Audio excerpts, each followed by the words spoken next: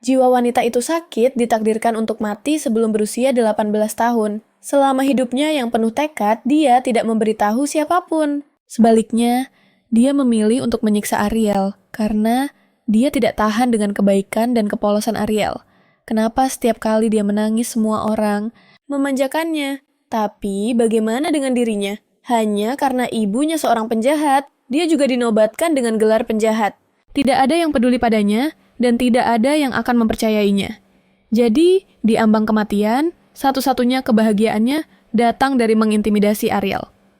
Aku telah memutuskan untuk menjadi seorang penjahat sejati.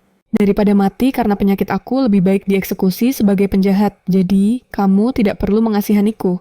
Sikapnya yang santai dan bangga inilah yang membuat pembaca novel dan manga jatuh cinta pada Pesha putri penjahat ini. Mereka juga tidak bisa menerima bahwa Pesha nomor 2 yang kemudian dipanggil oleh saudara perempuannya ternyata seperti itu. Tapi ketika hidup Pesha mendekati akhir, mungkin dia memiliki penyesalan. Itulah sebabnya dia menarik seorang penggemar dari luar novel, menjadi pengganti reinkarnasinya. Dia tidak meminta balas dendam terhadap tokoh utama pria dan wanita yang asli, hanya agar orang itu hidup dengan bebas. Dia bahkan muncul dalam mimpi untuk memberitahunya jiwa yang sakit. Ketika jiwamu dan tubuhku bersatu, penyakit itu akan sembuh dengan sendirinya. Hanya saja selama setahun ke depan, kamu perlu mengeluarkan sedikit darah dan perlahan-lahan mengingat semua ingatan tubuh ini. Gadis itu menyaksikan sosok jiwa asli menghilang dalam mimpi. Awalnya, ketika dia pertama kali berpindah ke dalam novel, dia merasa sedih karena akan segera mati. Sekarang dia dipenuhi dengan kekuatan lagi dan menetapkan tujuan kecil untuk dirinya sendiri. 3 bulan dari sekarang sebelum plot utama, cerita asli dimulai, dia akan meninggalkan istana dan menjauh dari kisah cinta tokoh utama pria dan wanita. Tapi sebelum itu, dia ingin bertemu semua karakter favoritnya. Sekali di buku catatannya, dia mencantumkannya satu persatu. Tiba-tiba dia marah. Kenapa demi cinta tokoh utama pria dan wanita, hampir semua karakter pendukung mati? Menjadi cacat atau menyerahkan segalanya. Tidak, aku harus melakukan sesuatu. Dalam karya asli tokoh utama pria, sangat posesif. Pertama kali dia melihat wanita itu, dia jatuh cinta pada malaikat kecil di depannya. Ariel, kamu milikku kan? Gadis kecil berusia 10 tahun saat itu tidak mengerti apa artinya sama sekali dan hanya mengangguk dengan senyuman. Pria yang melihat tingkah lakunya yang polos dan ceria tersenyum dengan sangat puas. Dalam sekejap puluhan tahun berlalu, mereka tumbuh dewasa, tetapi mereka yang menyukai kelinci kecil yang baik. Hati tidak terbatas hanya pada dia. Ksatria berambut putih juga jatuh cinta pada Ariel, tetapi mati tragis setelah difitnah karena kecemburuan pria itu. Duke berambut hitam jatuh cinta pada Ariel, dan juga kehilangan lengan dan reputasinya karena kecemburuan pria itu. Anak laki-laki berambut pirang jatuh cinta pada Ariel dan juga karena kecemburuan pria itu akhirnya mengorbankan hidupnya untuk melindungi Ariel. Dapat dikatakan bahwa cinta kedua orang ini dibangun di atas tumpukan pengorbanan. Plot novel semacam ini membuat Pesha yang berpindah ke sini sangat tidak bahagia. Dia memutuskan tidak hanya akan menjauh dari tokoh utama pria dan wanita, tetapi dia juga akan membuat karakter pendukung favoritnya menghindari pasangan yang bencana ini. Tiba-tiba gelombang pusing melanda. Belakangan ini dia mengeluarkan darah setiap 3 hari, dan setiap kali dia mengeluarkan banyak. Dengan cara ini, sebelum tahun berakhir dan penyakitnya sembuh, dia akan mati lebih dulu karena kehilangan darah yang berlebihan. Berbeda dengan jiwa asli yang bertahan dengan diam, dia mencari dokter dan berharap dia bisa meresepkan beberapa pengganti darah. Obat yang dapat membuatnya tetap waspada setelah mengetahui bahwa Yang Mulia Putri memiliki penyakit terminal tetap tersenyum dan tidak meminta pengobatan. Dokter terkejut, tetapi dia tetap patuh mengeluarkan racun yang kuat. Mengonsumsi racun ular ini dapat membuat seseorang berpikir jernih selama setengah jam. Hanya saja obat ini memiliki efek samping yang serius. Anda hanya bisa meminumnya 2 kali, dan setiap kali meminumnya akan disertai dengan tidur yang berkepanjangan. Setelah memberikan obat itu, dokter jatuh berlutut. Dia sudah lama mendengar reputasi jahat Putri Pasha. Tidak mampu menyembuhkan penyakit Putri dan memberikan racun sebagai gantinya. Sepertinya hari ini tahun depan akan menjadi hari peringatan kematiannya. Siapa sangka Pesha akan membantunya berdiri. Ini bukan salahmu jika kamu tidak bisa menyembuhkanku. Lagi pula, aku yang memintamu untuk mendapatkan obat ini. Dengan itu, dia pergi meninggalkan dokter sendirian dalam penyesalan. Dia merasa semua rumor adalah kebohongan. Yang Mulia Putri tidak jahat sama sekali. Dia tahu dia akan mati, tetapi tetap menghiburnya. Tidak, aku harus menemukan cara untuk menyelamatkan Yang Mulia. pada saat yang sama setelah mendapatkan obat. Peisha segera menelan satu pil karena dia akan menemui seseorang. Dia akan segera mati. Sebelum dia mati, dia menginginkan kebebasan. Aku meminta Bapak Kaisar untuk mencabut status putriku dan mengizinkanku meninggalkan istana. Tetapi, Kaisar yang tidak pernah peduli apakah dia hidup atau mati dan telah membencinya sejak lahir menolak permintaan ini. Alasannya adalah dia menyesal sekarang. Sejak permaisuri tercintanya meninggal untuk mengkonsolidasikan kekuasaannya, dia menikahi putri dari keluarga terhormat. Meskipun dia adalah seorang penjahat terkenal. Setelah itu, mereka memiliki Peisha, tetapi sejak Peisha kecil lahir, Kaisar tidak pernah pergi untuk menemuinya. Lagi pula, dia adalah putri seorang penjahat. Jadi ketika Peisha memberitahunya bahwa dia memiliki penyakit terminal dan ingin melepaskan statusnya sebagai ahli waris, ingin menghabiskan sisa waktunya dengan bebas reaksi. Instingtif Kaisar adalah trik apa yang dia mainkan. Tetapi setelah mengonfirmasi kondisinya dengan dokter, dia mulai merasa kasihan pada putrinya ini. Dia masih sangat muda, tetapi dalam 2 tahun, dia akan tidur selamanya di kuburan kecil itu. Putri yang angkuh, mungkin hanyalah seorang anak yang penuh kesepian di dalam. Jadi, untuk memuaskan rasa bersalahnya sendiri dan merasa lebih tenang. Ketika melihat putrinya pergi, nanti Kaisar mengubah cuti Peisha dari istana selama 3 bulan menjadi 1 tahun. Dia ingin melindungi putrinya, karena meskipun dia melepaskan hak warisnya, situasinya tetap sangat berbahaya.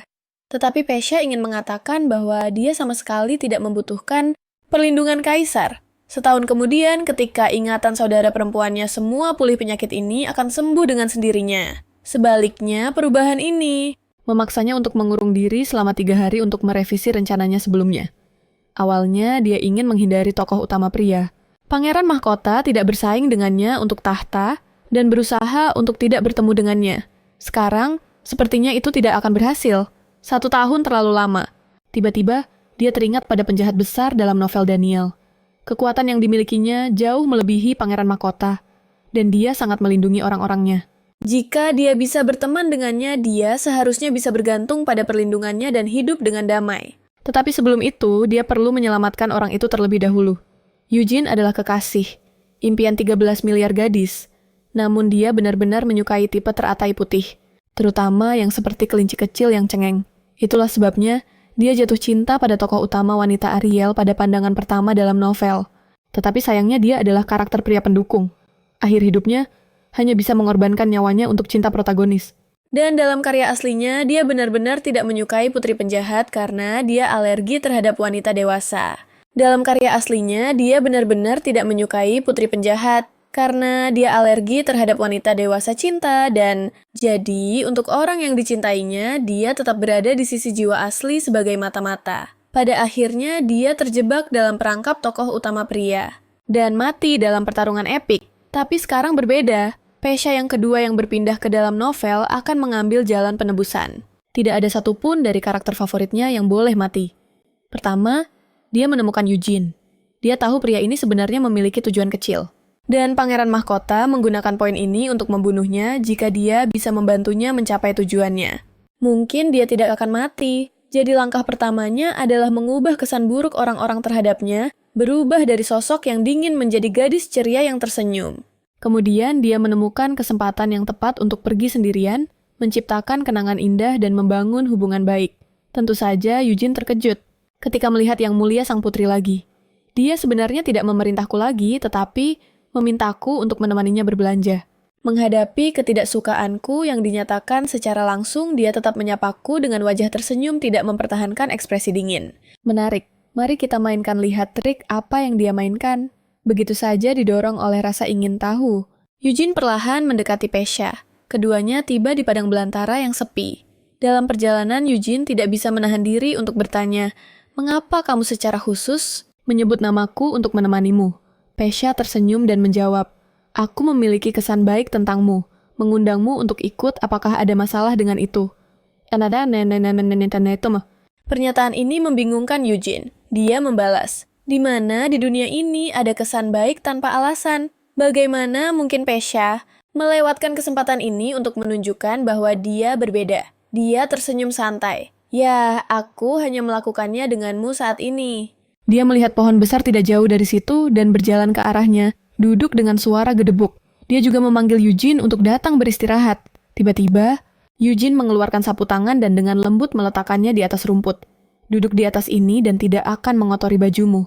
Setelah itu, Pesha tampak santai bertanya, "Mengapa kamu masuk ke istana?" Eugene menjelaskan bahwa kekaisaran memiliki banyak petarung kuat, dan dia ingin berlatih dengan mereka. Ya, dalam karya aslinya Pangeran Mahkota menggunakan kekagumannya terhadap yang kuat untuk memicu konflik antara dia dan Eric. Dalam duel terakhir, satu mati dan satu terluka. Pangeran Mahkota meraup keuntungan. Jadi, Pesha memberitahunya bahwa di masa depan tidak peduli siapa yang dia lawan, itu tidak harus berakhir dengan salah satu dari mereka mati. Dan jika dia tidak ingin tinggal di sisinya, dia bisa pergi kapan saja dia mau. Aku harap kamu bebas. Kata-kata wanita itu mengejutkan pria itu. Dia jelas terlihat sangat dingin saat pertama kali mereka bertemu. Mengapa dia tiba-tiba peduli padanya sekarang? Dengan pertanyaan ini dalam pikiran. Beberapa hari kemudian Eugene masuk ke istana lagi. Siapa yang tahu bahwa putri yang dia lihat kali ini memiliki ekspresi ceria yang sama lagi. Tapi sebelum melangkah 2 langkah, dia terhuyung. "Yang mulia, apakah kamu baik-baik saja?" Eugene meletakkan lengannya di bahu wanita itu. Tiba-tiba bertanya dengan sedikit khawatir. Melihat bahwa hubungan mereka telah menghangat dengan cukup baik, Pesha mengambil inisiatif untuk menyebutkan, "Apakah kamu pernah mendengar tentang Duke Eric? Aku dengar dia adalah petarung yang sangat kuat. Apakah kamu ingin menemuinya?" Wajah Eugene langsung memerah dengan semangat. Semua ini berada di bawah kendali Pesha. Setelah itu, mereka tiba di menara hitam tempat Eric bersembunyi. Tepat ketika tangan Pesha menyentuh gagang pintu, siap untuk membukanya, dia sebenarnya melihat dokternya berlutut di tanah. "Tolong, aku benar-benar membutuhkannya."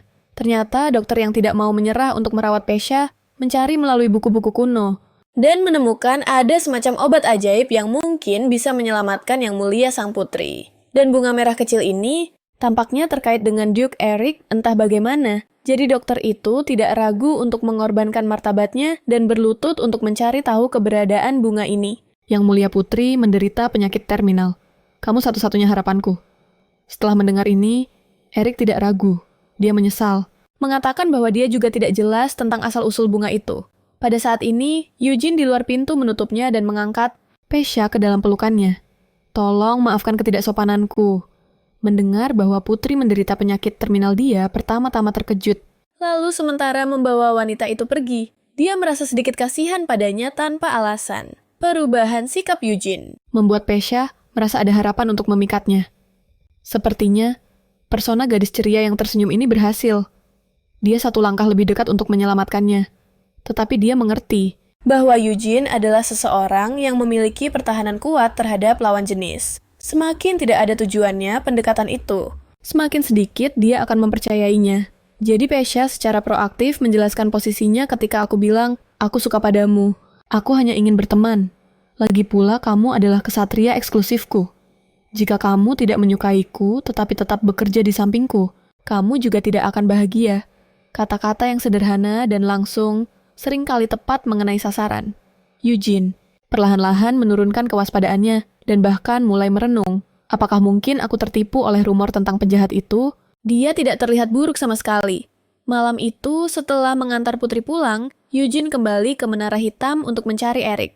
Dia ingin tahu nama dokter dan memperingatkan Eric untuk menjaga penyakit putri tetap rahasia. Sebagai kesatria putri, aku memiliki tanggung jawab untuk melindungi reputasinya.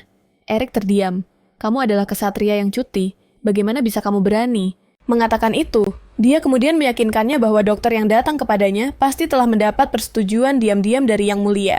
Selama dokter tidak berbicara, masalah ini tidak akan bocor. Siapa yang tahu bahwa keesokan harinya rumor menyebar di seluruh istana? Apakah kamu mendengar bahwa Yang Mulia Putri akan mati? Mereka sudah mempersiapkan pemakamannya. Dia bahkan ingin bunuh diri. Pesha yang sama sekali tidak menyadari semua ini telah dalam keadaan koma sejak kembali dari Menara Hitam. Dokter, yang terburu-buru datang setelah dia bangun, segera memerintahkan dengan tegas bahwa dia tidak boleh pergi kemana-mana dan harus istirahat dengan tenang di mansion. Untungnya, selama waktu ini Eugene datang untuk menemaninya setiap hari. Pesha juga merasa waktunya sudah tepat dan ingin membahas masalah itu, tetapi pihak lainnya lebih dulu mengungkapkannya. "Bolehkah aku mengajukan permohonan untuk kembali bertugas mendengar ini?" Pesha berada dalam posisi yang sulit. Awalnya, dia berencana menunggu sampai hubungan mereka sedikit lebih hangat, lalu mengatur pertemuan untuk membiarkan Eugene memenuhi keinginannya untuk melawan. Lawan yang kuat. Dengan cara ini, dia tidak akan dimanipulasi oleh pangeran mahkota lagi, dan tidak perlu terlibat dalam pertarungan hidup atau mati. Dengan Eric, kamu bisa menghindari akhir tragis dalam novel. Melihat wanita itu tidak merespons untuk waktu yang lama, Eugene terlihat putus asa. Apakah kamu tidak ingin aku kembali? Tidak dapat menemukan alasan yang masuk akal untuk menolak Pesha. Hanya bisa mengulurkan tangannya. Dan terlebih dahulu menyetujui permintaan pria itu. Siapa yang tahu bahwa begitu kata-kata itu keluar dari mulutnya, dia mulai batuk hebat, darah langsung membasahi dadanya. Dia buru-buru berbalik, mengabaikan nasihat Eugene di belakangnya untuk mencari dokter. Kamu sebaiknya kembali dulu, meskipun dokter datang itu tidak akan membantu. Bisakah kamu berpura-pura tidak melihat ini? Setelah 3 detik hening pria itu pergi, dia merasakan rasa tidak berdaya yang belum pernah terjadi sebelumnya. Dalam pandangannya putri yang batuk darah, berarti penyakitnya telah mencapai tahap terminal. Penolakannya untuk mencari dokter adalah penerimaannya terhadap kematian. Tetapi sebenarnya bagi Pesha, batuk darah itu menyakitkan namun menggembirakan, karena itu adalah satu-satunya cara dia bisa melihat jiwa aslinya. Kali ini dia melihat jiwa asli berlari bebas di bawah sinar matahari, meskipun dia tidak bisa mendengar tawa jiwa asli itu. Dia terlihat bahagia, kan Pesha? Juga merasa sangat bahagia belakangan ini. Suasana di mansion sang putri jauh lebih santai. Dia percaya bahwa dalam waktu dekat semua orang akan mengubah pandangan mereka tentang jiwa asli. Rumor tentang si penjahat akan runtuh dengan sendirinya. Pada saat ini, dia tiba-tiba memikirkan Eugene yang terus melayani di istana. Ini masih sangat berbahaya. Lagi pula, siapa yang tahu kapan dia mungkin bertemu dengan tokoh wanita, dan setelah jatuh cinta pada tokoh wanita, dia mungkin menjadi duri di sisi tokoh pria. Kenapa tidak membawanya bersamanya saat dia pergi? Jadi, Pesha merevisi rencananya lagi mengenai Eric. Sebagai seorang duke, dia mungkin tidak akan dibunuh oleh tokoh pria. Hanya saja, dalam karya asli, karena satu kalimat, dia jatuh cinta tanpa harapan pada tokoh wanita dan terjebak dalam cinta yang tidak terbalas. Dia perlu menemukan cara untuk mencegah ini.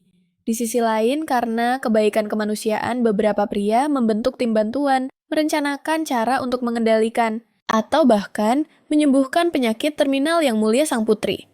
Bergabungnya Eugene dan dokter masuk akal, karena mereka telah merasakan pesona Pesha. Tetapi partisipasi Eric lebih sulit dijelaskan. Dia jelas hanya bertemu Pesha sekali, namun mengikuti Eugene untuk mencarinya yang mulia sang putri. Kami di sini untuk membantumu. Jika memungkinkan, silakan ikut kami.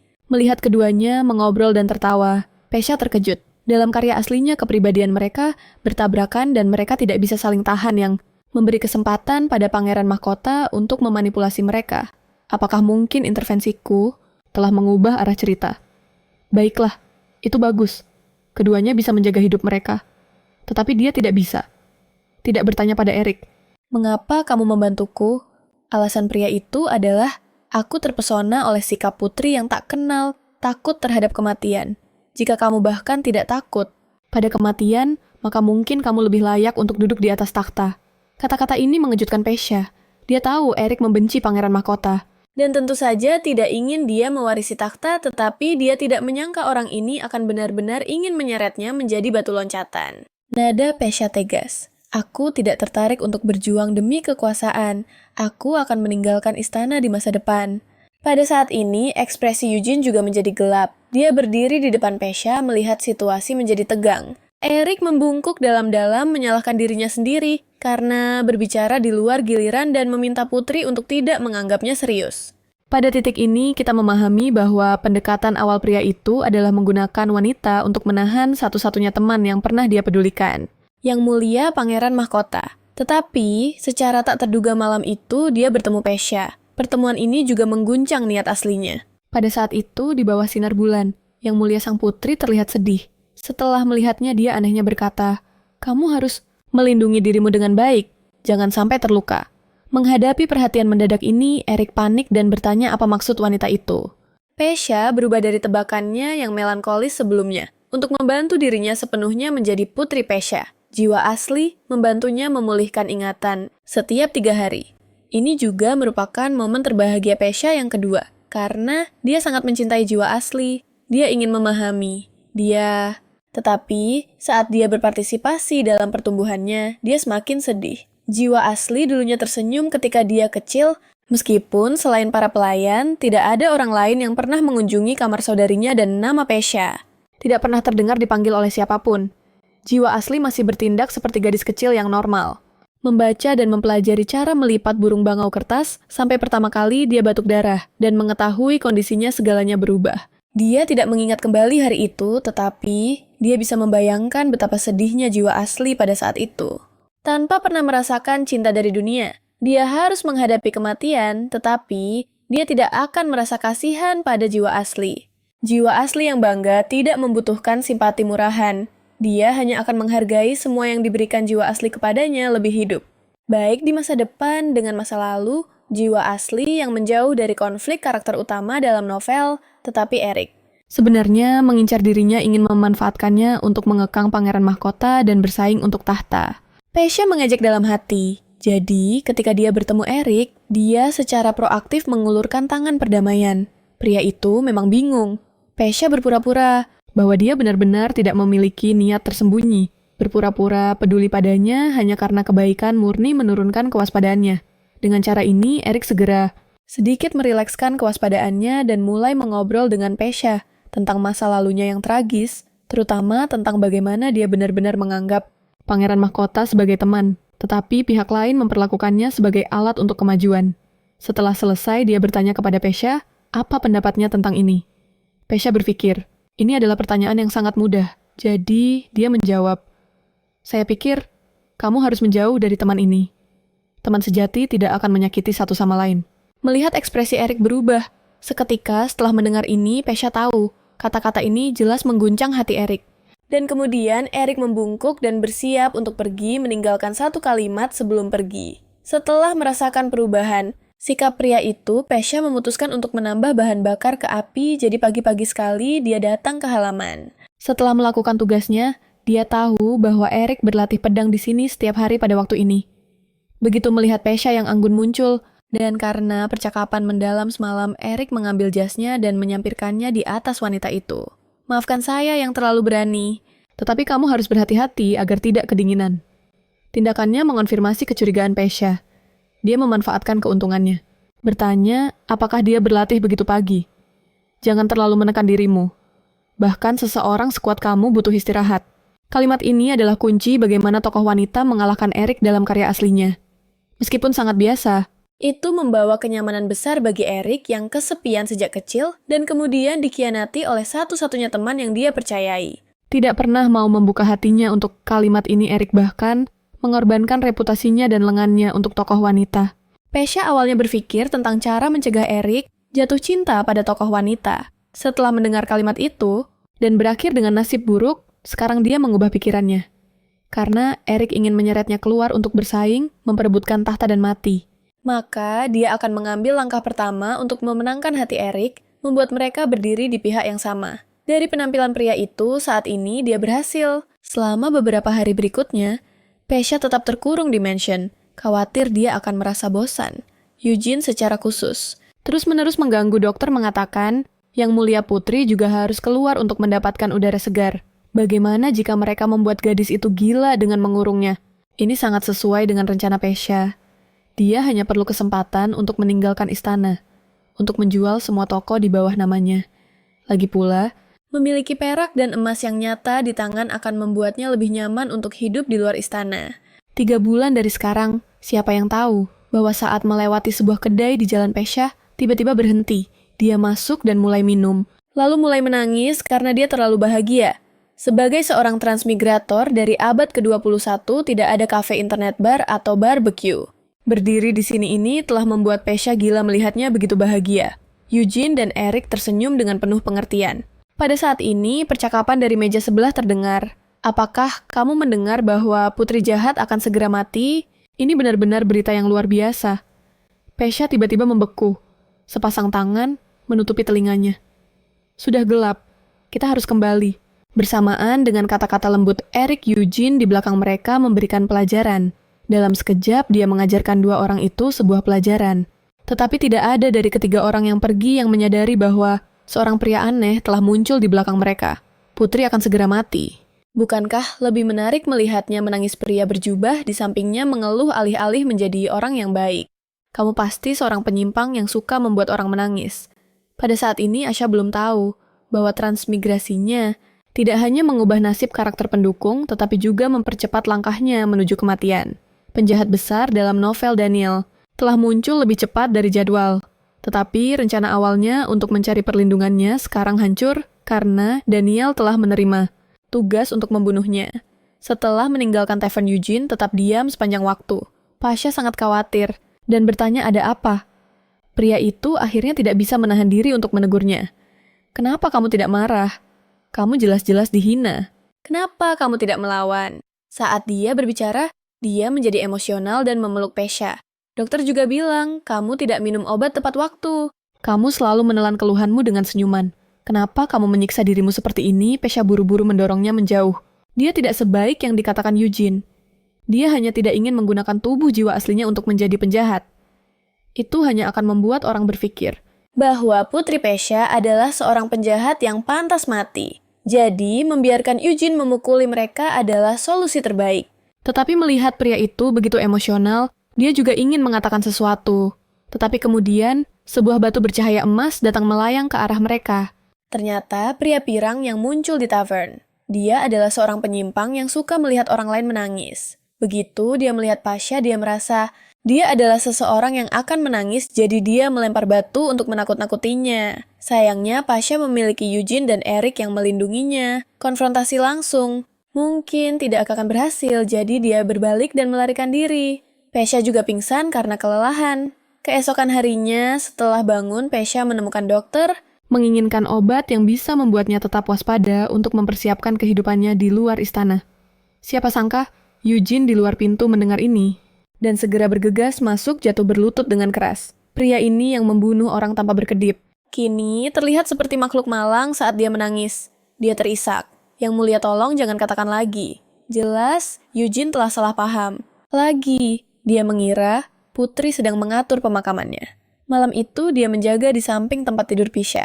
Sebagai seorang kesatria, Eugene tidak suka menggunakan pedang dan tidak pernah berpikir dia akan menyerah kepada siapapun.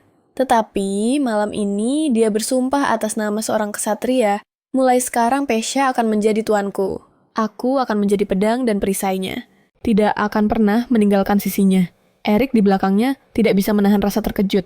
Kamu benar-benar membuat sumpah hidup dan mati kepada seseorang yang sedang tidur. Tetapi mata Eugene penuh cinta. Aku tidak peduli dengan hidup atau matiku.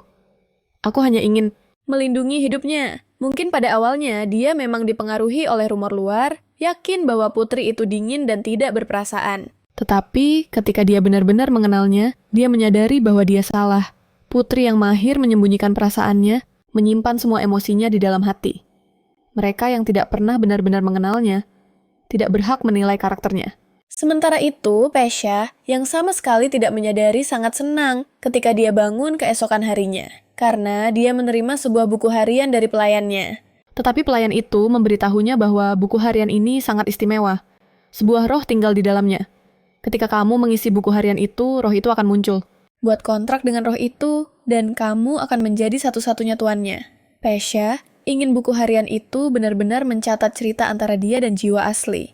Malam itu, dia tertidur saat menulis. Dalam mimpinya, dia benar-benar melihat jiwa asli. Dia melihat dirinya memegang seekor anjing kecil menamainya Pasha. Ini namaku, tetapi tidak ada yang pernah memanggilku dengan nama itu. Aku menghargainya, jadi aku memberikannya padamu. Adegan ini membuat hati Pasha terasa tertekan. Bahkan setelah bangun dia tidak bisa melupakan itu. Thurb curled up di tempat tidur, dia menangis tanpa henti. Setelah berpindah ke sini, orang yang paling ingin dia selamatkan sebenarnya adalah jiwa asli. Tiba-tiba, seseorang berdiri di depannya di bawah sinar bulan. Orang itu memiliki rambut emas dan ekspresi yang tidak jelas. Siapa kamu? Bagaimana kamu bisa masuk ke sini? Pria itu tiba-tiba berkata, aku adalah seorang malaikat. Pasha tertawa. Apakah kamu pikir aku akan percaya itu? Dia mengulurkan tangannya. Dia sudah menebak identitas pihak lain melihatnya berhenti menangis. Pria itu bertanya mengapa? Karena aku bertemu dengan seorang malaikat. Mendengar jawaban yang tidak terduga itu, pria itu pertama-tama terdiam. Kemudian tersenyum nakal dan akhirnya mendekat ke Pasha. Maka datanglah bersamaku. Pasha berpikir, oh tidak, Dia terlalu menggoda. Tiba-tiba crash. Pintu terbuka dengan keras. Eugene masuk dengan kecepatan kilat melindungi putri di belakangnya dan menuntut untuk mengetahui siapa penyusup itu. Pada saat ini, pria itu akhirnya mengungkapkan identitasnya. Ingat aku Pesha, aku dipanggil Shira. Dengan itu, dia menghilang dalam sekejap. Setelah itu, Pesha pertama-tama mengirim Eugene pergi, kemudian ekspresinya berubah.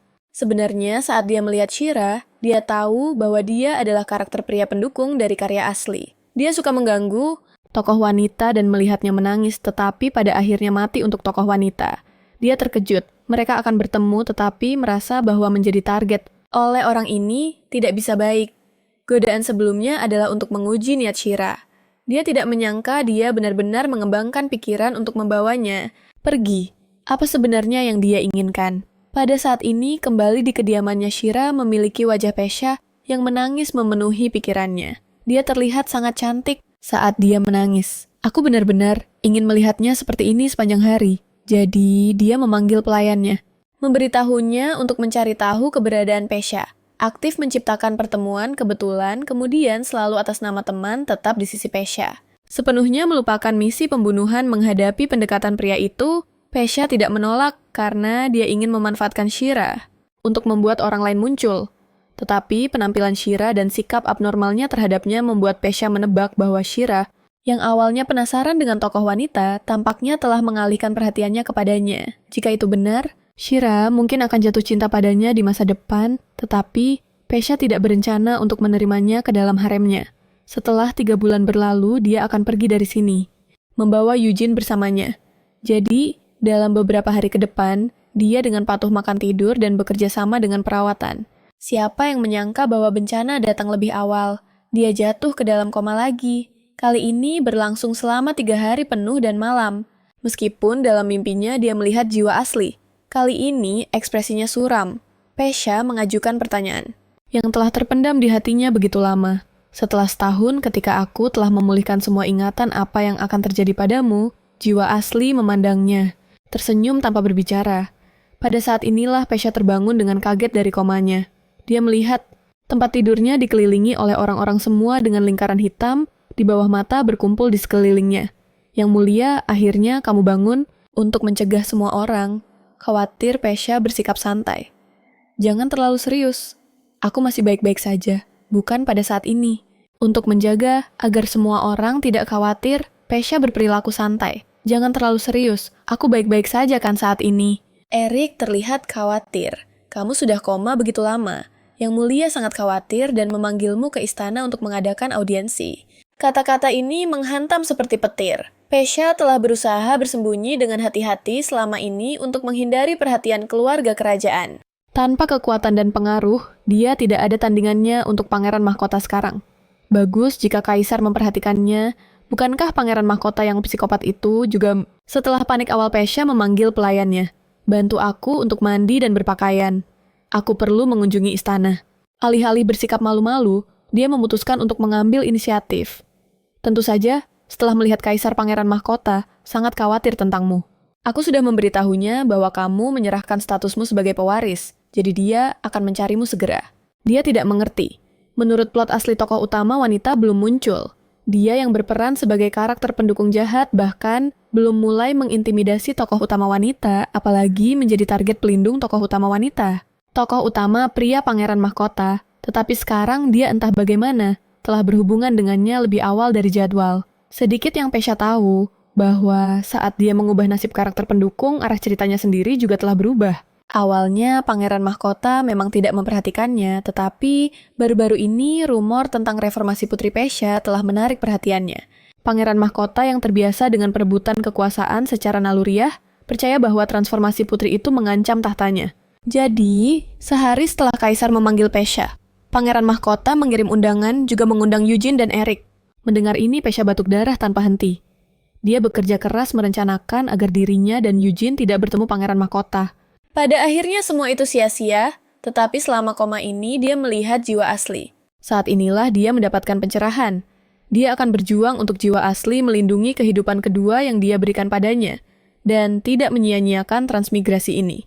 Jadi, hal pertama yang dia lakukan setelah bangun adalah meninjau peristiwa besar yang akan datang dalam beberapa hari ke depan. Dia perlu memilih kesempatan yang ramai untuk secara publik menyatakan ketidaktertarikannya pada kekuasaan daripada konfrontasi langsung. Dia masih memilih untuk bersembunyi. Lagi pula reputasinya buruk. Dia sama sekali tidak memiliki dukungan dari politisi atau publik. Akhirnya, dia memutuskan untuk menghadiri pesta yang merayakan ulang tahun Pangeran Mahkota. Malam itu, Pesha berdandan dengan mewah, mengenakan gaun merah muda yang dihiasi dengan berbagai bunga. Sentuhan terakhir adalah kerudung di kepalanya. Begitu dia muncul, semua orang menatapnya. Tidak bisa berpaling bukan karena dia terlalu cantik, tetapi karena dia terlalu aneh. Kerudung itu milik pakaian berkabung, hanya dipakai ketika seseorang meninggal, tetapi memiliki makna lain, penyerahan kepada orang lain. Para bangsawan yang bangga jarang membungkuk kepada bangsawan lainnya. Sekarang, dengan Pesha mengenakan kerudung dan melakukan penghormatan seorang subjek, dia berniat untuk meredakan kewaspadaan Pangeran Mahkota terhadapnya. Tetapi mata merah Scarlet Pangeran Mahkota dipenuhi kelelahan. Apa yang dilakukan saudariku tercinta? Dia tampaknya lebih pintar dari yang aku kira. Dan inilah alasan mengapa Pesha melakukannya. Pangeran Mahkota yang paranoid. Dingin namun penasaran dan curiga, pasti akan merenungkan penyerahan mendadaknya. Plus, dia memilih tempat publik, jadi meskipun dia ingin membunuhnya, dia tidak akan bertindak sembarangan di bawah pengawasan semua orang. Tentu saja dia bertaruh dengan benar. Meskipun Pangeran Mahkota masih belum menurunkan kewaspadaannya, setidaknya dia tersenyum di permukaan dan menerima hadiah ucapan selamatnya. Dia dengan diam-diam memberi isyarat kepada pelayannya untuk menarik pasukan pembunuh yang telah mengintai. Dia masih belum menurunkan kewaspadaannya. Setidaknya, dia tersenyum di permukaan dan menerima hadiah ucapan selamatnya. Dia dengan diam-diam memberi isyarat kepada pelayannya untuk menarik pasukan pembunuh yang telah mengintai. Sekitar dia mengatakan bahwa dia tidak menginginkan apa-apa. Saya bahkan lebih tertarik pada apa yang sebenarnya dia inginkan, jadi keesokan harinya dia memanggil Pesha sendirian, wanita itu. Sudah mengantisipasi ini dan menyiapkan jawabannya. Jangan biarkan sifat jahat dan kejam sang Pangeran Mahkota menipumu. Dia sebenarnya memiliki kelemahan yang jelas. Kelemahan itu adalah tokoh wanita Ariel. Jadi, Pesha memutuskan untuk membuat kesepakatan dengannya. Kamu ingin membuat kesepakatan denganku? Apa kamu gila? Menghadapi tekanan Pesha tidak menunjukkan rasa takut. Dia berbicara langsung, kamu suka Ariel kan? Saya dengar dia akan segera tiba di ibu kota. Kamu sudah menunggu kedatangannya. Bagaimana jika saya membantumu membuatnya jatuh cinta padamu? Tekanan udara di sekelilingnya langsung turun beberapa derajat. Dari mana kamu tahu tentang ini? Dibandingkan dengan menutupinya, kejujuran seringkali lebih efektif. Sama seperti kamu, saya juga sudah mengamatinya sejak lama. Keberanian ini sebenarnya mengejutkannya. Dia mundur ke kursinya. Melihat kesempatan Pesha melanjutkan, dia memberitahunya bahwa dia tidak memiliki pengalaman berkencan dan tidak memahami hati wanita. Dia membuat sang Pangeran Mahkota tertegun. Setelah merenung sejenak, dia bertanya, apa tujuanmu? Pesha mengeluarkan kontrak yang telah dia siapkan sebelumnya. Saya ingin kamu berjanji bahwa setelah saya membantumu memenangkan hati kecantikan, kamu akan membiarkan saya pergi dari istana. Saya ingin kebebasan. Sang Pangeran Mahkota menandatangani tanpa sepatah kata pun. Langkah pertama Pesha adalah menanyakan kebutuhannya. Apa kekhawatiran terbesarmu saat ini? Mengetahui bahwa Ariel akan tiba dalam 25 hari, tetapi masih tidak mengetahui identitas asli sang Pangeran Mahkota. Dia pertama-tama mengajarinya menulis surat. Surat-surat itu harus tulus namun tidak klise romantis dan penuh semangat mengungkapkan antisipasinya untuk pertemuan mereka kembali. Sang Pangeran Mahkota bekerja sama dan menulis draft pertama. Tidak pilihan kata-katamu terlalu kaku. Lalu dia menulis draft kedua. Tidak, kali ini terlalu datar. Kemudian draft ketiga. Yang mulia. Bagian ini. Pesha bertemu sepasang mata yang menyala dengan kemarahan yang hampir tidak tertahan. Dia segera menjelaskan bahwa semua ini demi kebaikannya sendiri dan memintanya untuk berpikir dari perspektif Ariel, seorang gadis muda yang selalu tinggal di rumah pasti hanya memahami cinta melalui novel romansa. Jadi, dia perlu menulis dengan gaya itu. Akhirnya, setelah 4 jam, dia menyelesaikan suratnya. Pesha sangat puas. Meskipun mereka dekat di masa kecil, mereka pasti akan merasa canggung saat bertemu lagi setelah sekian lama.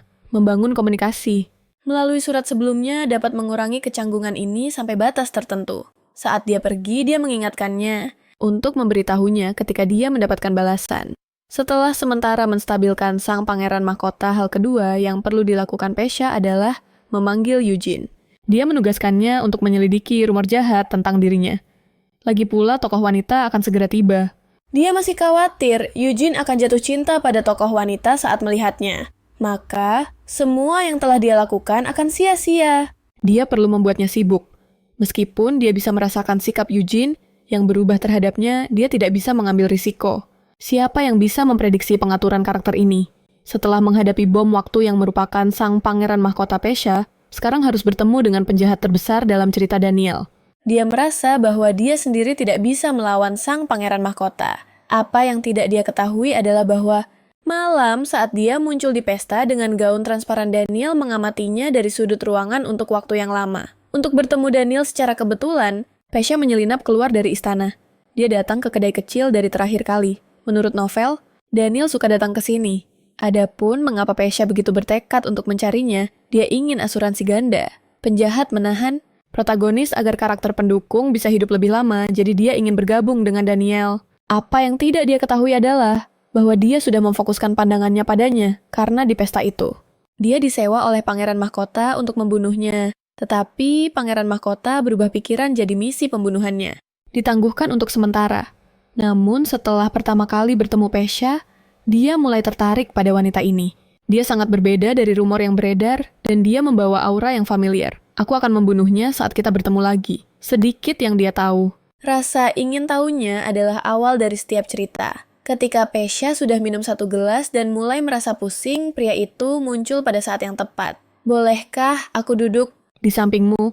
Meskipun di bawah pengaruh alkohol, kemampuan berpikir dan kewaspadaannya menurun setengah. Tiba-tiba suara terdengar. Tuan, cepat tinggalkan tempat ini. Aku merasakan niat membunuh darinya. Dia memiliki mata seperti batu permata. Dia adalah anak dari roh buatan dan manusia. Hanya Pesha yang bisa mendengar suara ini. Tidak lama yang lalu, dia selesai menulis di buku harian ajaib itu dan mengaktifkan saklarnya. Dalam sekejap, seekor elang terbang keluar. Itu adalah roh Jane yang tinggal di dalam buku harian. Pesha membuat kontrak dengannya. Setelah itu, Jane tinggal di sisinya untuk melindunginya. Mendengar ini, Pesha langsung setengah sadar. Jadi, inilah penampilan Daniel. Dia kemudian menenangkan diri dan berpura-pura mabuk. Siapa namamu? Apakah ada yang memberitahumu bahwa kau seperti malam musim gugur? Bagaimana cara cepat menarik perhatian seorang pria bertindak tidak terduga? Ternyata dia terhibur oleh sikapnya. Pesha kemudian bangkit untuk pergi. Dia bilang dia akan membunuhnya lain kali. Tetapi kali ini Daniel masih tidak bergerak. Pesha tidak tahu bahwa dia telah menjadi target pembunuhannya. Dia masih berpikir tentang bagaimana cara memikatnya untuk kepentingannya sendiri, untuk mengendalikan pangeran mahkota yang psikopat di masa depan. Sekarang dia bertanya-tanya apakah misteri yang dia ciptakan semalam memiliki efek. Untuk memverifikasi ini, dia menyelinap keluar dari istana lagi. Dia ingin melihat apakah dia bisa bertemu Daniel untuk kedua kalinya. Kali ini, dia ingin mendekatkan jarak di antara mereka. Tetapi, setelah berjalan seharian, dia tidak bertemu dengannya. Tubuhnya yang lemah membuatnya terjatuh. Dia hampir jatuh. Daniel yang telah mengikutinya menangkapnya. Sebenarnya begitu Pesha meninggalkan istana, dia sudah mengintai merencanakan pembunuhan. Tepat saat dia akan menyerang, suara pertengkaran di dekatnya menarik perhatian mereka. Beberapa preman sedang mengganggu seorang gadis. Wajah Pesha menjadi gelap. Apa yang kalian lakukan? Jane ajari mereka. Pelajaran begitu dia berbicara. Elang itu terbang keluar. Ia menangkap salah satu pria seperti mangsa. Daniel menyaksikan seluruh adegan. Setelah itu dia berkata dengan nada menggoda, "Kau telah melatih rohmu untuk sangat patuh." Bukan meskipun itu adalah pujian, mata Pesha tiba-tiba memerah. Dia memperbaikinya. Roh adalah teman, bagaimana bisa kau menggunakan kata melatih? Dia sengaja mengatakannya agar dia mendengar. Daniel adalah keturunan campuran roh dan manusia. Dia pasti tidak ingin roh diperlakukan seperti hewan peliharaan. Ternyata mendengar ini dia terdiam cukup lama. Pesha melihat ini menggunakan kesehatan buruknya sebagai alasan dan kembali ke istana lebih dulu. Dia keluar kali ini untuk mengonfirmasi sikapnya terhadapnya. Lagi pula dia adalah penjahat dalam cerita. Jika dia tidak berhati-hati, dia mungkin akan terbunuh saat mencoba memikatnya. Sekarang sepertinya mereka memiliki harapan untuk bekerja sama. Sedikit yang dia tahu, dia berdiri di tepi bahaya. Tetapi secara tak terduga, Daniel melanggar janjinya lagi 3 pertemuan. Dan dia belum memberikan pukulan mematikan di salah satunya.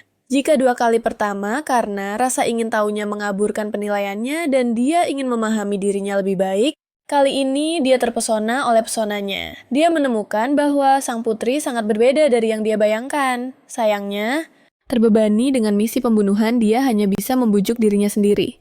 Lain kali aku pasti akan bunuh dia, tetapi segera datang pertemuan berikutnya. Hari ini, Pesha sedang berjalan-jalan di luar istana dengan para penjaga.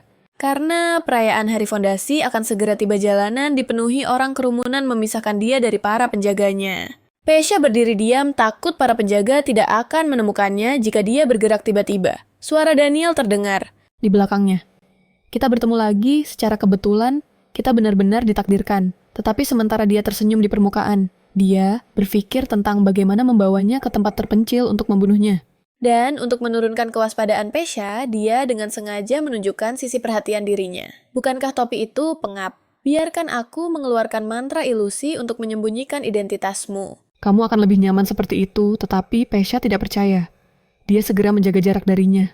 Tepat saat itu, seseorang memanggil namanya. Shira yang datang mencarinya melambaikan tangan. Melihat temannya, ekspresi Daniel berubah. Pergi sapa mereka, lalu dia melingkarkan tangannya di pinggang Pesha dan terbang ke udara. Pesha, aku membawamu ke tempat tanpa orang. Pesha sangat ketakutan. Dia meyakinkan Shira di tanah, jangan khawatir, aku akan segera kembali. Mereka berhenti di depan kedai. Meskipun dia tidak mengerti niat Daniel, dia merasa ini adalah kesempatan. Dia sudah membangun cukup banyak kedekatan dengannya. Mengapa tidak memanfaatkan kesempatan ini untuk membahas kerjasama melawan Pangeran Mahkota? Siapa yang tahu? Daniel akan bertanya lebih dulu. Jika sahabatmu akan mati karena jatuh cinta dengan seseorang, apa yang akan kamu lakukan, Pesha? Segera menjadi waspada. Dia mencoba mencari tahu apa maksudnya dengan ini. Dalam cerita aslinya, Shira mati setelah jatuh cinta dengan tokoh utama wanita. Tetapi kehadirannya tampaknya telah mengubah plot ini. Sekarang Shira mengikutinya setiap hari. Apakah dia sedang memberi isyarat padanya? Jangan terlalu dekat dengan temanku atau aku akan membunuhmu. Memikirkan ini, Pesha dengan cepat mencoba mengubah pikirannya. Jika aku akan menghormati pilihan mereka. Aku bukan dia. Aku tidak bisa membuat keputusan untuknya. Ini membuatnya terdiam dalam pikirannya. Sebenarnya dia harus membunuh Pesha. Awalnya itu adalah perintah Pangeran Mahkota. Kemudian roh orakel meramalkan bahwa Shira akan mati setelah jatuh cinta dengan putri. Demi sahabatnya, dia mendekati Pesha berulang kali, mencari kesempatan untuk menyerang. Namun, dalam pertemuan yang berulang ini, dia perlahan-lahan mengubah pikirannya. Tiba-tiba, darah menetes dari sudut mulut Pesha. Melihat ini, Daniel mengangkatnya keluar dari kedai. Secara kebetulan yang tidak menguntungkan Eugene, yang datang untuk membawa pulang putri melihat mereka. Berikan dia padaku, dia bukan wanita yang bisa kau sentuh sesukamu. Daniel tersenyum, jadi dia wanita yang bisa kau sentuh sesukamu. Eugene berteriak marah, lepaskan dia. Daniel memprovokasi. Kau ingin aku melepaskannya. Jadi, aku melepaskannya tetapi pada akhirnya, Daniel mundur. Dia menyerahkan putri itu kepada Eugene. Dia seolah-olah mengingatkan bahwa dia tidak dalam keadaan sehat. Jaga dia dengan lebih baik, tetapi sebenarnya dia sedang provokatif. Mata Eugene tetap merah sepanjang waktu. Dia terlihat terluka, seolah-olah dewinya telah dinodai. Lalu dia mengangkat Pesha dan cepat pergi. Melihat sosoknya yang menjauh, Daniel menghela napas. Dia melanggar janjinya lagi. Dia telah merencanakan untuk membunuhnya hari ini, tetapi sekarang dia lebih khawatir tentang sikap Eugene. Dia sebenarnya sangat peduli pada Pesha. Keesokan harinya, Pesha terbangun dari komanya. Dari pelayan dia mengetahui bahwa Eugene membawanya pulang semalam. Pria itu memiliki ekspresi muram sepanjang waktu dan terlihat sangat marah. Mendengar ini, Asha panik. Maka dia pasti telah melihat Daniel. Semoga mereka tidak terlibat konflik. Memikirkan ini, dia mengganti pakaian untuk pergi mencari Eugene. Tetapi tepat saat itu, Pangeran Mahkota memanggilnya. Begitu dia melihatnya, dia memerah dan menyerahkan sebuah surat. Dia mengira aku adalah roh dan ingin aku teleportasi untuk menemuinya. Melihatnya yang bingung karena cinta Pesha menutup mulutnya dan tertawa. Jadi, bahkan orang terburuk pun menjadi pemalu saat bertemu seseorang yang mereka suka. Dia memberitahunya bahwa sekarang adalah waktu terbaik untuk mengungkapkan identitasnya. Namun penipuan sebelumnya adalah minus besar. Jadi balasan ini seharusnya terlebih dahulu meminta maaf dengan tulus. Lalu ungkapkan identitas aslinya dan ajak dia ke perayaan hari yayasan. Akhirnya sertakan sebuah mawar. Pangeran Mahkota cemberut. Dia tidak mengerti mengapa dia perlu mengirim bunga. Pesha mengeluh dalam hati tentang betapa tidak tahunya dia tentang romansa. Tapi dia tersenyum dan menjelaskan bahwa semua wanita menyukai bunga. Selain itu, menerima sedikit hadiah akan membuatnya bahagia meskipun Tahu kamu bukan roh. Dia mungkin memaafkanmu dan menantikan untuk bertemu denganmu. Meskipun dia mengerti logika itu, wajahnya semakin memerah. Pesha, aku takut. Pesha mendorongnya dengan senyuman. Kamu pasti bisa menulis surat cinta yang bagus yang akan memuaskan wanita yang kamu suka dengan membantu tokoh utama pria memenangkan hati tokoh utama wanita. Dia secara bertahap melonggarkan penjagaan pangeran mahkota yang psikopat. Mereka menandatangani kontrak. Hari dia memenangkan hati tokoh utama wanita, dia akan memberinya kebebasan jadi Pesha, dengan bahagia merencanakan masa depannya. Dia menantikan bulan ketiga setelah dia masuk ke dalam cerita yang merupakan sebelum plot novel secara resmi dimulai. Dia akan mencari kesempatan untuk meninggalkan istana bersama Eugene. Meskipun dia bekerja keras untuk membangun hubungan baik dengan semua orang, itu semua hanya acting. Hanya Eugene yang pertama kali dia temui yang menemaninya dan paling mengisi hatinya. Perasaannya juga yang paling murni. Kecuali dia sedikit terlalu percaya diri, tapi dia bisa mengerjakannya perlahan nanti. Tapi di pesta sebelum hari yayasan, dia baru saja dipakaikan gaun dengan hati-hati oleh para pelayan. Dia mengagumi kecantikannya yang menakjubkan. Ketukan terdengar. Daniel yang terlihat seperti iblis berdiri di sana. Pesha, kamu sangat cantik. Bolehkah aku mengundangmu untuk menjadi pasangan dan saku hari ini? Pesha membeku selama 3 detik 1 detik bertanya-tanya. Bagaimana dia tahu namanya 2 detik bingung? Mengapa dia melakukan ini 3 detik ragu? Apakah harus setuju? Setelah panik sejenak, dia tersenyum lagi. Itu akan menjadi kehormatanku. Dia memutuskan untuk beradaptasi dengan apapun yang terjadi. Sebenarnya, sejak pertemuan terakhir, Daniel belum mencarinya karena dia sedang memikirkan sesuatu. Hari ini adalah hari pengakuannya. Ketika keduanya muncul di pesta bersama semua mata tertuju pada mereka, termasuk pangeran mahkota yang duduk di tempat kehormatan. Tapi pangeran mahkota tidak terlihat senang.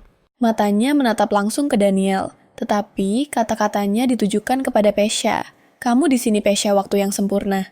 Mulai sekarang panggil saja aku dengan namaku. Kekuasaan dapat membuat semua rumor menghilang. Baru-baru ini, Kaisar dan Pangeran Mahkota telah bekerja untuk menyelesaikan rumor jahat tentang putri di antara rakyat. Setelah menari, Daniel menyarankan untuk berjalan-jalan di taman. Di taman dia menyebutkan, ini adalah tempat dia pertama kali melihatnya. Hanya kemudian, Pesha mengetahui bahwa saat dia mengenakan selendang tipis, Daniel sudah mengawasinya dari bayangan. Seharusnya aku membunuhmu. Kemudian kata-kata ini membuat jantungnya berdebar. Dia bertanya, mengapa dia tiba-tiba mengatakan semua ini? Mungkin karena aku telah mengubah pikiran. Aku tidak ingin menyakitimu untuk saat ini. Aku benar-benar ingin air matamu. Dia mengaku bahwa pendekatan awalnya adalah untuk membunuhnya. Teman yang dia sebutkan adalah Shira. Untuk menyelamatkan nyawa Shira, dia tidak punya pilihan selain mengorbankan Pesha. Setelah mendengar seluruh kebenaran, Pesha bertanya, bagaimana dengan sekarang Daniel tetap diam tetapi dia menebak keraguannya. Sepertinya dia telah mengembangkan perasaan untuknya. Dia sedang membuat pilihan membunuhnya atau membiarkannya pergi. Hari ini adalah hari pengakuannya. Dan juga sebuah ujian reaksi setelah mengetahui segalanya. Memahami ini, Pesha tersenyum lembut. Maka lakukanlah seperti itu. Kamu akan mendapatkan kekuatan dan satu-satunya temanmu tidak perlu mati. Dia menatapnya dengan lembut, seolah tanpa penyesalan. Dia bertaruh pada seberapa penting dirinya bagi Daniel. Setelah 3 detik hening yang membekukan, Daniel menariknya ke dalam pelukannya. Lain kali aku melihatmu, aku akan membunuhmu, jadi hati-hati dengan itu. Dia menghilang ke dalam malam. Jelas, Pesha bertaruh dengan benar, tetapi dia merasa tidak bisa dijelaskan. Sedih. Dalam beberapa hari berikutnya, dia tidak pernah melihat Daniel lagi. Apa yang tidak dia ketahui adalah bahwa dia sengaja menghindarinya, tetapi takdir itu sangat menghibur. Malam ini saat berjalan-jalan, Pesha bertemu dengannya. Dia sedikit panik dan ingin melarikan diri, tetapi dia berbicara. Aku bilang, aku akan membunuhmu lain kali kita bertemu. Dengan itu, dia membuat Pesha pingsan. Saat itu, Eugene yang telah mengikuti putri melangkah keluar yang mulia. Aku akan memberimu kesempatan. Lepaskan dia secara sukarela. Melihat seseorang datang, Daniel melepaskan putri dan melarikan diri. Dia tidak bisa membunuhnya juga. Sekarang, dia memiliki alasan yang baik untuk menyerah. Keesokan harinya, Pesha terbangun masih dihantui oleh peristiwa malam sebelumnya. Dia tidak pernah menyangka Daniel benar-benar akan mencoba membunuhnya. Meskipun dia tahu, Daniel ragu-ragu jika Eugene. Tidak tiba tepat waktu malam itu, apakah dia benar-benar akan membunuhnya? Memikirkan ini, Pesha memutuskan bahwa bekerja sama dengannya. Melawan Pangeran Mahkota tidak akan berhasil. Sepertinya dia harus bertahan hidup sampai tokoh utama wanita muncul. Dia perlu menghindari semua orang, tetapi secara tak terduga, Daniel datang ke pintunya. Aku punya sesuatu untuk memberitahumu. Pesha dengan gugup menatapnya. Dia menghitung seberapa besar kemungkinan dia untuk berhasil melarikan diri jika dia diserang. Kemudian ketegasan memenuhi matanya. Setelah malam itu, aku berpikir lama. Sebenarnya aku memiliki banyak kesempatan untuk membunuhmu. Aku tidak berhasil bukan karena kurangnya kesempatan, tetapi karena aku jatuh cinta padamu. Menghadapi pengakuan mendadak ini, Pesha membeku. Dia merasakan perubahan perasaannya, tetapi dia tidak bisa mengerti mengapa dia mengungkapkannya secara eksplisit. Hingga dia melanjutkan, jadi aku tidak akan membunuhmu. Kamu benar, bagi siapapun hidup dan mati adalah pilihan mereka sendiri. Dan pilihanku adalah kamu. Dengan itu, dia memberinya sebuah bunga dan meninggalkan sebuah buku sebelum pergi. Hasil ini melebihi harapan Pesha. Tetapi ini adalah yang paling menguntungkan baginya. Keesokan harinya, dia membuka buku itu. Dia terkejut menemukan buku itu mencatat segalanya. Tentang sindrom Raffaelli yang diderita pendahulunya. Setelah membacanya, dia menangis. Untuk pertama kalinya, dia mengetahui bahwa pendahulunya mengembangkan penyakit terminal ini sebagian besar karena kebencian orang-orang terhadapnya. Tidak heran jika kaisar dan pangeran mahkota telah berusaha menghilangkan reputasi buruk putri di kalangan rakyat. Pada awalnya, mereka mengira rumor itu berasal dari sikap putri. Siapa yang tahu bahwa rumor yang dilebih-lebihkan ini sengaja disebarkan oleh seseorang sejak hari putri dilahirkan, karena ibunya adalah seorang penjahat. Orang-orang dipenuhi dengan kebencian terhadapnya juga. Bahkan, tanpa pernah mengenalnya, mereka bisa dengan santai mengatakan, dia hanyalah orang yang mengerikan. Ini secara langsung menyebabkan gadis itu mengembangkan penyakit terminal. Awalnya mengingat kepribadiannya yang dingin. Dia tidak akan pernah membela dirinya dalam kehidupan ini. Tetapi, Pesha datang. Dia tidak ingin melihat gadis itu mati membawa aib. Jadi, dia sepenuhnya berubah dari gaya dingin dan angkuh menjadi gadis yang tersenyum, tampaknya bodoh, yang disukai semua orang melalui usahanya. Sekarang semua pria telah menjadi pengikutnya. Mereka tidak dapat menerima kematian yang akan datang.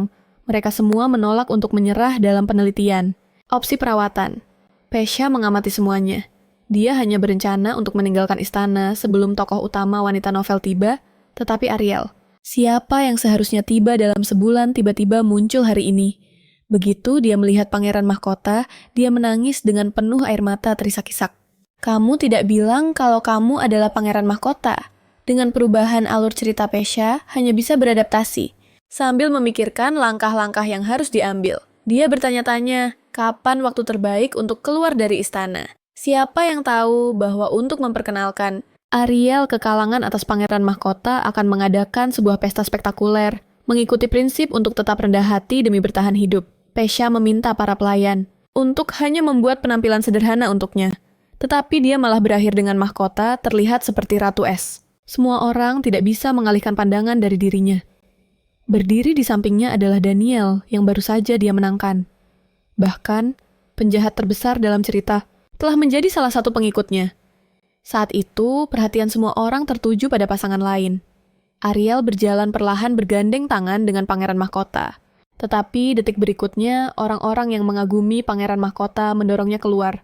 Seketika mata gadis itu dipenuhi air mata yang penuh keluhan dan dia berlari pergi sambil menangis. Pesha menonton dengan penuh minat. Ini persis seperti yang tertulis dalam novel. Selanjutnya, tokoh wanita harus mengalami ejekan, dan tokoh pria akan datang untuk menyelamatkannya. Tetapi, secara tak terduga, tatapan membara dari belakang menatapnya dengan intens. Kejar dia cepat atau kamu selesai. Jika sesuatu terjadi di tengah kerumunan pangeran mahkota, memutuskan untuk membiarkan Pesha menanganinya. Pesha merasa kewalahan, tetapi untuk bertahan di bawah kendali saudaranya yang psikopat, dia tidak punya pilihan selain mencari Ariel. Tentu saja dia melihat sekelompok orang yang dengan kejam mengejek Ariel. Bahkan dengan kedatangannya mereka mengejek mereka berdua bersama-sama. Aku dengar kamu baru-baru ini dekat dengan seorang kesatria. Oh tidak, aku rasa itu seorang baron. Mereka tidak tahu, Pesha sudah muak dengan kalimat-kalimat rendah seperti itu. Dia mengambil tangan Ariel dan pergi tanpa menoleh ke belakang. Dia menghiburnya. Kamu takut kan? Jangan khawatir lagi. Tetapi secara tak terduga mendengar kata-katanya Ariel berlari pergi sambil menangis. Pesha bingung. Bukankah perkembangan ini sama seperti di novel? Berlari ke taman Ariel, berjongkok di balik bunga terisak. Kenapa dia datang? Tolong aku, putri jahat adalah orang terakhir yang ingin aku dekati. Jika aku hanya menangis, semuanya akan teratasi. Lihat penampilan Pesha mencegah. Dia mendapatkan simpati. Saat itu, suara terdengar. Itu adalah pangeran mahkota yang telah menyelesaikan tugasnya dan datang mencarinya. Melihatnya menangis, dia panik dan segera bertanya, "Ada apa?" Aku merasa semua orang membenciku. Sebelum dia bisa menyelesaikan dia dengan tajam memotong, "Siapa-siapa yang mengganggumu?" Perubahan ekspresi yang tidak dapat dijelaskan membuat Ariel sangat ketakutan. Dia berhenti menangis. Dihadapkan dengan interogasinya, dia tiba-tiba memikirkan putri jahat. Dia sudah terjerat dalam rumor. Apa salahnya satu tuduhan palsu lagi dariku? Jadi dia berkata, "Itu putri Pesha." Karena dia aku benar-benar terluka. Mengikuti alur cerita aslinya pangeran mahkota, pasti akan mempercayai Ariel dan menyebabkan masalah bagi Pesha. Tetapi sekarang dia dipenuhi keraguan. Itu tidak mungkin. Bukankah ada salah paham? Mendengar ini membuat Ariel tidak senang. Dia merasa semangatnya. Mencintainya telah berubah. Ariel hanya memalingkan kepalanya dan memainkan sebuah mawar menolak untuk berbicara sampai dia tiba-tiba berteriak. Duri mawar menusuk tangannya. Hancur hati karena cedera kekasihnya. Dia segera menghunus pedangnya dan memotong bunga itu. Kemudian sambil memegang tangannya dengan lembut, dia bertanya, "Apakah kamu senang sekarang?" Hanya saat itu, Ariel merasa ini adalah semangatnya yang hanya mencintainya. Jadi dia mulai mengeluh dengan penuh air mata. Seorang wanita berambut coklat, seorang wanita berambut pirang, dan seorang wanita bermata sempit. Mereka semua mengejekku. Aku sangat takut, karena menyebutkan, Pesha sebelumnya membuatnya mengubah ekspresi. Jadi pada titik ini, dia tidak lagi mengatakan itu karena yang mulia sang putri. Tetapi, meskipun begitu, Shira yang telah mengamati dari pohon untuk sementara waktu tidak bisa menahan diri. "Apakah kamu bermimpi? Aku tidak ingat ada orang seperti itu." Bagaimana mungkin seseorang bisa menangis karena tertusuk duri mawar? Sindiran ini membuat Ariel marah. Dia melemparkan dirinya ke pelukan pangeran mahkota sambil terisak. Roh siapa dia? Mengapa dia tiba-tiba menuduhku? Namun perhatian pangeran mahkota tertuju pada kertas di tangan Shira. Kertas itu seharusnya berisi apa yang telah mereka selidiki dengan putus asa akhir-akhir ini. Sumber rumor fitnah tentang Putri Pesha. Berikan padaku, pangeran mahkota mengabaikan tangisan Ariel. Dia ingin melihat siapa sebenarnya yang telah menyebarkan rumor tentang putri. Ariel juga memiliki hak untuk melihat ekspresi gelap pangeran mahkota. Tetapi, dia tidak pernah membayangkan bahwa dalam novel yang seharusnya berpusat padanya sebagai protagonis sebelum dia muncul, semua karakter pendukung pria yang seharusnya menjadi miliknya telah dimenangkan oleh wanita lain. Termasuk pangeran mahkota yang berdiri di depannya, yang seharusnya hanya mencintainya dengan pengabdian yang obsesif, kini telah menjadi saudara baik dari sang penjahat. Setelah suasananya membaik, Ariel menarik lengan bajunya. "Aku akan kembali ke pesta sekarang." Dia tidak tahu mengapa, tetapi wajah Pesha terus muncul dalam pikirannya. Dia memutuskan untuk mencari Pesha. Namun, ketika dia bertemu dengannya, ekspresi Pesha tidak ramah. "Ada apa sekarang? Sekarang kamu ingat untuk berterima kasih padaku." Ariel tergagap, tidak bisa berbicara dengan jelas. Aku ingin memberitahumu bahwa aku tidak bermaksud menjauh darimu. Sebenarnya aku terkejut oleh kecantikanmu yang menakjubkan, jadi aku harus melarikan diri." Mendengar ini membuat Pesha benar-benar bingung. Ariel melanjutkan pengakuannya ketika kamu datang untuk menyelamatkanku, rasanya seperti aku melihat seberkas cahaya. Begitu banyak orang, tetapi hanya kamu yang mau membantuku. Tidak tahan mendengarnya lebih lama Pesha, dengan dingin menyela, "Aku membantumu bukan untuk mendengar pujian ini. Dari tampaknya kamu pasti lelah setelah perjalanan ke ibu kota. Kamu harus kembali mandi dan tidur." Lalu dia menyeret Daniel pergi. Dia tidak peduli apa tujuan Ariel untuk bersikap ramah, tetapi dia menolak hubungan yang merepotkan ini. Lagi pula, cinta pangeran mahkota terhadap tokoh utama wanita begitu obsesif, sehingga hanya dia yang bisa dekat dengannya. Jika dia menemukan mereka semakin dekat, hidupnya yang telah berhasil dia pertahankan hingga sekarang akan berakhir. Itu akan terlalu konyol. Selain itu, bagaimana jika orang-orang yang telah dia perjuangkan dengan keras untuk dimenangkan, dicuri, kembali di manor Putri Pesha, terbaring di tempat tidur tidak bisa memahami. Mengapa Ariel akan mengatakan hal-hal seperti itu? Tiba-tiba rohnya Jane terbang keluar. Dia membuat tebakan berani. "Tuan, bukankah ini yang disebut orang cinta pada pandangan pertama?" Pesha terkejut. Apakah ini berarti bahkan tokoh utama wanita telah dimenangkan olehku? Keesokan harinya, Ariel datang lagi tanpa peringatan. "Aku ingin sarapan bersamamu." Aku benar-benar tidak bermaksud mengganggumu. Ekspresi Pesha suram. Dia mengira perlakuan dingin kemarin sudah cukup. Dia tidak mengharapkan Ariel masih akan datang mengetuk. Memikirkan tentang sebutan roh tentang cinta pada pandangan pertama Pesha langsung panik. Tidak, dia tidak akan menerima ini. Saat itu, Ariel dengan malu-malu meliriknya sebelum berkata, "Yang mulia, kamu terlalu dekat denganku. Aku sangat gugup." Dia tiba-tiba menatap ke atas. "Sebenarnya aku ingin lebih dekat denganmu." Aku terus mengingat malam itu di pesta kecantikanmu yang menakjubkan dan saat kamu membantuku. Pesha cepat-cepat menyelah. "Tunggu, jangan katakan lagi." Melihat Ariel seperti ini bertindak seperti gadis muda yang mengaku cinta pertamanya, jika pangeran mahkota yang mencintainya sepenuh hati. Mengetahuinya, dia akan berpikir Pesha yang menggoda dia. Maka dia selesai. Pesha diam-diam menangis minta tolong. "Seseorang tolong aku." Tiba-tiba seberkas cahaya muncul. Ketika dia membuka matanya lagi, Ariel sudah pergi. Di belakangnya terdengar suara Daniel. "Aku melihat kamu dalam kesulitan." "Seseorang bantu aku." Tiba-tiba cahaya menyilaukan muncul. Ketika dia membuka matanya lagi, Ariel sudah menghilang. Di belakangnya terdengar suara Daniel. "Aku melihat kamu dalam masalah." Jadi, aku membantumu menyingkirkannya setelah memastikan Ariel tidak dalam bahaya dan hanya dipindahkan ke Taman Pangeran Mahkota. Pesha menghela napas lega. Dia berterima kasih kepada Daniel karena telah menyelamatkannya. Dia memberi instruksi kepada pelayan tentang gadis muda yang barusan. Apapun yang terjadi, jangan biarkan dia masuk lagi. Tapi pertanyaannya adalah, keramahan Ariel datang terlalu tiba-tiba pada awalnya. Ketika putri datang untuk menolongnya, dia berbalik dan melarikan diri. Kemudian ketika pangeran mahkota bertanya mengapa dia menangis dan siapa yang membuatnya kesal, dia berbohong. "Putri sudah terjerat dalam rumor. Satu tuduhan palsu dariku tidak akan masalah." Jadi, bagaimana kamu menjelaskan gelombang pengakuan ini? Jadi, hanya ada satu kebenaran dia berpura-pura. Setelah dia mengatakan ketidakbahagiaannya disebabkan oleh Putri Pesha, pangeran mahkota yang selalu memanjakannya sebenarnya tidak mempercayainya. Dia agak bingung dan sedikit kesal mengingat bagaimana semua mata di pesta tertuju pada Pesha. Dia merasa marah. Jadi, dia sengaja mendekati Pesha. "Jiwaku selalu lembut padaku, tidak pernah meragukan apapun yang aku katakan. Hari itu..." Dia sebenarnya mempertanyakanku demi Putri Pesha. Dia telah berubah. Hatinya tidak hanya dipenuhi olehku lagi. Sepertinya untuk membangun posisinya di ibu kota, dia perlu terlebih dahulu berbaik-baik dengan penjahat itu. Jadi, dia memuji kecantikan Pesha dan mengatakan bahwa penyelamatan heroik Pesha memikatnya. Dia awalnya berpikir ini pasti akan menurunkan kewaspadaan Pesha. Lagi pula, tidak ada yang bisa menolak daya tarik imutnya. Kemudian setelah itu terjadi, dia akan merencanakan untuk merebut kembali semua cinta jiwanya. Tapi dia tidak menyangka, Putri akan begitu sulit. Setelah Daniel mengucapkan mantra dan mengeluarkannya dari cara Putri, Ariel tidak pernah mendapat kesempatan lagi untuk melihat Pesha, dan kekhawatirannya ternyata menjadi kenyataan. Dalam novel aslinya Pangeran Mahkota, membenci saudarinya melihat dia sebagai duri dalam sisinya yang akan bersaing untuk kekuasaan kekaisaran.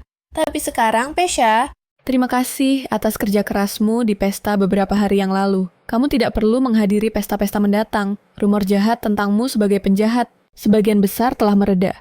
Pangeran Mahkota yang psikopat sekarang bertindak seperti saudara yang hangat dan peduli. Pesha merasa sangat tidak nyaman. Tetapi dia tidak bisa menahan perasaan senang secara diam-diam.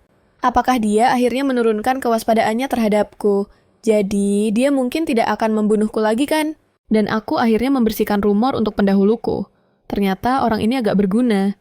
Saat itu, Pangeran Mahkota tiba-tiba memerah dan bertanya, "Ariel sudah tiba di ibu kota dan mengetahui identitas asliku.